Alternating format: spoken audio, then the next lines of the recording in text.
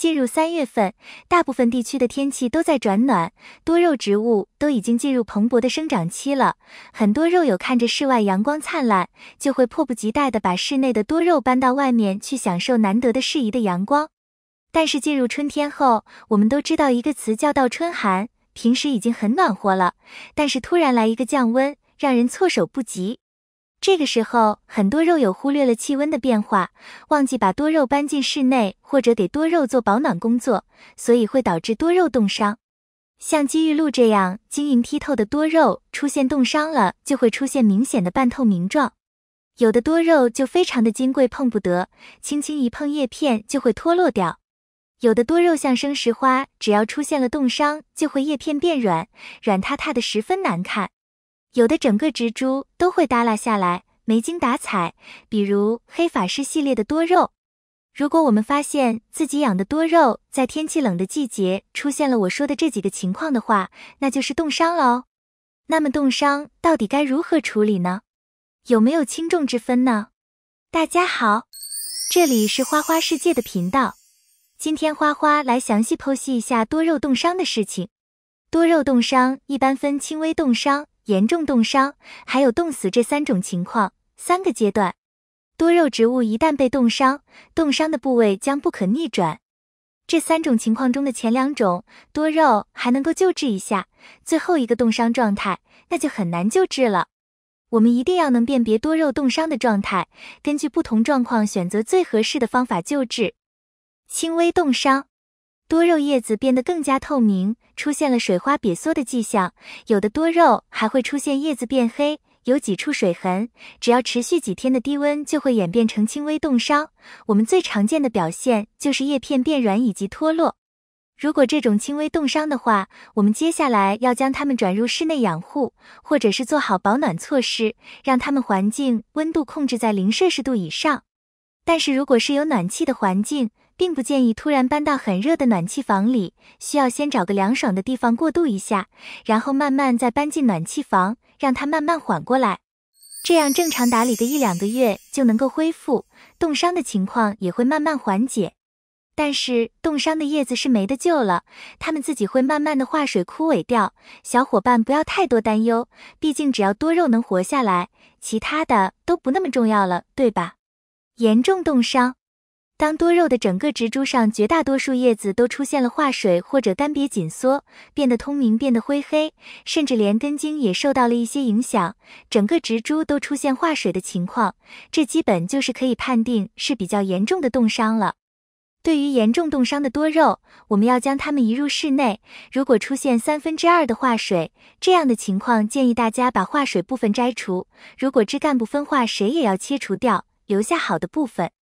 之后半个月将温度控制在10°C以上的环境里养护，期间保持通风不给水，多观察，如果水化的叶子没有继续蔓延，那我们可以稍微松一口气了。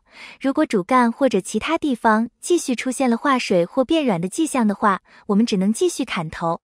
如果能扦插的话，那么就扦插，如果不能也没有办法了。其实多肉的康复率完全看根系和主茎的完整率，严重冻伤的多肉还是有很大的机会能恢复，只要我们能有足够的耐心和时间就可以了。冻死了，如果多肉植物整株叶片全部严重冻伤，连茎干都水化了，那我们只能将它们扔掉了。因为这种情况根本没有一点办法能救活，唯一能给我们留下来的就是惨痛的经验教训，让自己下次降温的时候做好装备，不要再让可爱的多肉宝宝们再遭罪受苦，毕竟这种心痛的感觉真的是不好受。当然还有很小的几率是根部没事，还是健康的，这个就只能听天由命了。如果足够幸运，或许还可以爆出来一点小芽。其实多肉冻伤与其是事后补救，还不如提前做好防冻的准备，因为多肉冻伤了，我们再怎么救护都不能消除冻伤带来的损伤。但是只要我们准备工作做得好，防患于未然，那多肉防冻也非常简单。所以我们接下来看看如何防止多肉冻伤。1. 关注天气早预防。一定要看一周的天气预报，一旦发现要降温或是要下雨下雪，请大家一定要收到室内。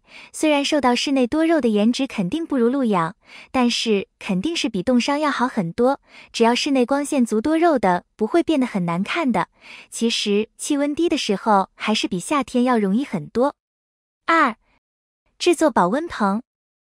如果你露养的多肉特别多，室内也没有足够的空间容下多肉，那么你可以自己建一个微型的大棚。比如说最常用的套盆法就是用透明的塑料瓶，透光性比较强又比较保暖。而一次性的纸杯套在多肉植株上，就相当于穿上一件棉衣一样，暖和又舒服。家里常用的保鲜膜也是非常好的保温材料，只要在上面戳几个小洞，保护通风透气，就能很好的保暖驱寒哦。3. 控水。除了改变外在环境来防止冻伤，还可以帮助肉增强抗寒能力。最主要的就是减少浇水。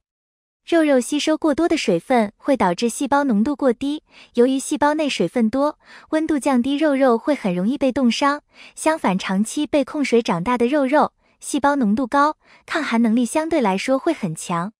说了这么多，其实防冻的办法很直接很简单，就是想尽一切办法保温，让你多肉不能处于0度以下。花花建议2-3度的时候就要采取措施比较安全。除此之外，多做准备，先让多肉习惯低温露养，而不要一蹴而就。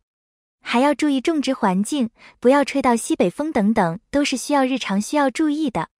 温馨提示，多肉冻伤最容易发生的季节不是冬季，因为冬季气温低，大家都有防范意识，反而是在春天容易放松警惕。前段时间花花夜叉的小苗就因为在降温到0度的时候忘记搬回室内，导致历经3个月夜叉的小苗全军覆没。希望能给你带来前车之鉴。以上就是分享的多肉冻伤的内容。如果你也遇到过多肉冻伤的问题，请在评论区回复多肉加油。本期多肉冻伤的内容对你有所帮助的话，欢迎点赞、关注、转发。感谢你的观看，感谢粉丝一直以来的喜欢、支持和包容，让花花有了很大的动力。我们下期见。